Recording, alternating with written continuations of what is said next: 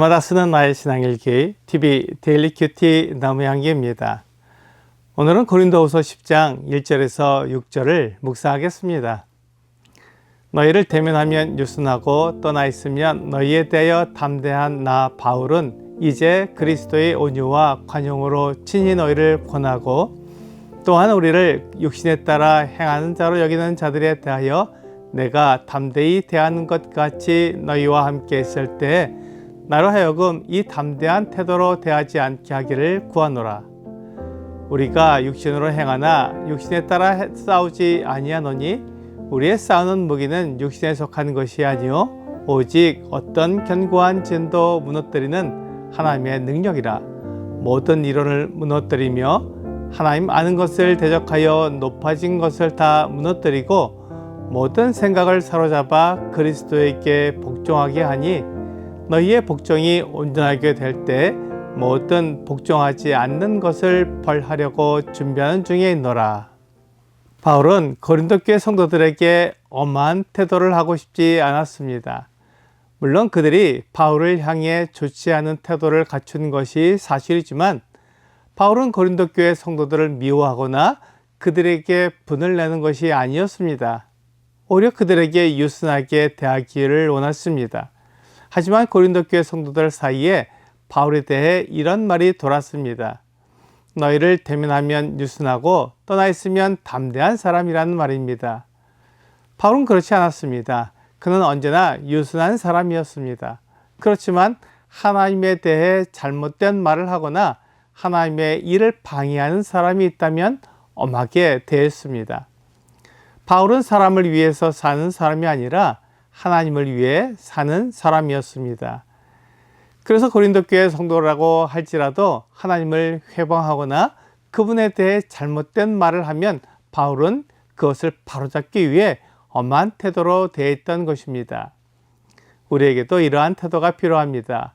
보이지 않는 하나님과 보이는 사람 중에 어느 쪽이 더 중요한지 우리의 태도로 그것을 나타내야 합니다.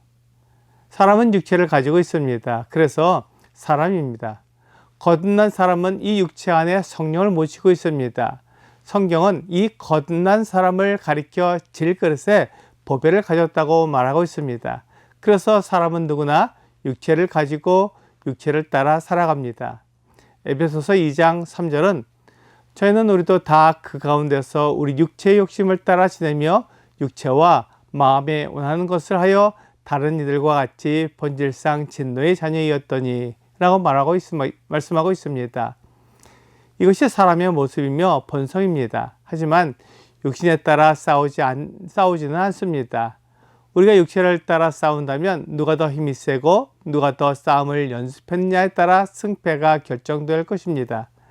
하지만 우리가 육체를 따라 싸우지 않고 하나님의 능력을 따라 싸운다면 육체의 힘이나 싸움 연습이 필요한 것이 아니라 하나님과 좋은 관계를 유지하는 것이 필요할 것입니다.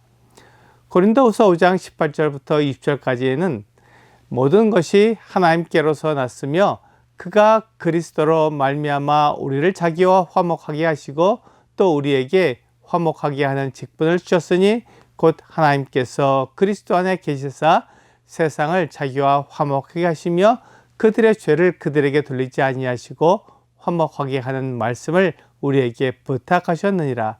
그러므로 우리가 그리스도를 대신하여 사신이 되어 하나님이 우리를 통하여 너희를 권면하시는 것 같이 그리스도를 대신하여 간청하느니 너희는 하나님과 화목하라 라고 말씀하고 있습니다. 우리는 그리스도를 통해 하나님과 화목한 사람이 되었습니다. 내 힘이나 내 노력으로 하나님과 화목하게 된 것이 아니라 하나님이 보내신 구원자, 우리를 위해 자신을 희생하신 하나님의 아들을 믿음으로 하나님과 화목하게 되었습니다. 하나님은 이것을 위해 아들을 세상에 보내셨습니다. 이것이 하나님의 뜻이며 하나님의 사랑입니다. 그래서 우리는 우리 자신을 의지하지 않고 하나님의 아들이신 주 예수 그리스도를 의지합니다. 우리가 나를 의지하지 않고 하나님을 의지하는 증거가 무엇입니까? 그것은 내가 무엇으로 싸우느냐 하는 것입니다.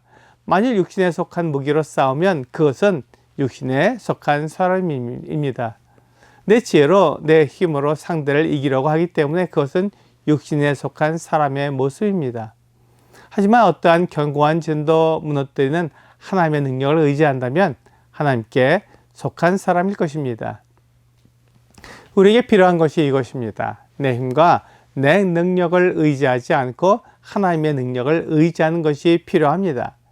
사람의 능력은 대적의 진과 방어 체계를 무너뜨릴 수도 있고 그렇지 못할 수도 있습니다. 사람의 힘과 능력은 완전하지 않습니다. 하지만 하나님은 완전하고 무너뜨리지 못하는 진이 없습니다. 그래서 하나님의 능력을 의지해야 합니다. 하나님의 능력을 의지한다는 것은 하나님의 말씀을 따른다는 것과 같습니다. 하나님의 말씀을 따르려면 하나님이 말씀하신 것이 진리이며 변함이 없다는 것을 믿는 믿음이 필요합니다. 그것이 없으면 하나님을 의지할 수 없습니다. 하나님을 의지한다고 하면서도 혹시 이 길이 아니라면 어떻게 하나, 혹시 이 방법으로 되지 않으면 어떻게 하나 라고 의심하며 불안해합니다. 그래서 믿음이 필요합니다. 하나님은 눈에 보이지 않고 하나님의 방법은 세상의 방법과 다릅니다. 그래서 우리가 경험하지 못한 것을 의지하려면 믿음이 필요합니다. 바울은 하나님을 아는 것을 대적하여 높아진 것을 다 무너뜨리라고 말씀하고 있습니다. 하나님의 생각보다 내 생각이 더 중요하며 하나님의 말씀보다 내 말이 더 중요하다고 생각하면 하나님을 따를 수 없습니다. 그래서 하나님을 대적하여 높아진 마음을 다 무너뜨려야 합니다. 그러면 우리의 모든 생각을 사로잡을 수 있습니다. 우리의 생각을 사로잡아 그리스도께 복종할 때 비로소 하나님의 능력을 의지하고 하나님을 따르게 됩니다. 이것이 육신에 속한 무기가 아닌 하나님의 능력을 의지하는 사람의 모습입니다. 이렇게 우리의 생각을 그리스도에게 복종하게 될 때 복종하지 않는 것들은 지적을 당하게 됩니다. 이것이 우리의 싸우는 무기입니다. 오늘의 적용 질문을 보겠습니다. 정당한 이야기를 해도 싸움이 되는 경우들이 있습니다. 이럴 때 우리는 어떻게 대응해야 할까요? 나의 경험을 적어보세요. 하나님의 뜻을 따라 행하는 것은 진리에 속한 것입니다. 진리를 따르는 모든 것은 사람의 능력과 힘을 이깁니다. 우리의 무기는 진리에 속해 있어야 합니다. 상대방이 진리에 속하지 않는다고 나도 진리에 속하지 않으면 육신에 속한 무기를 사용할 수밖에 없습니다. 오늘 어떤 상황에서든지 하나님을 믿으며 하나님의 능력으로 이 세상과 세상에 속한 것들을 이기는 여러분과 제가 되기를 주 예수님의 이름으로 기도합니다.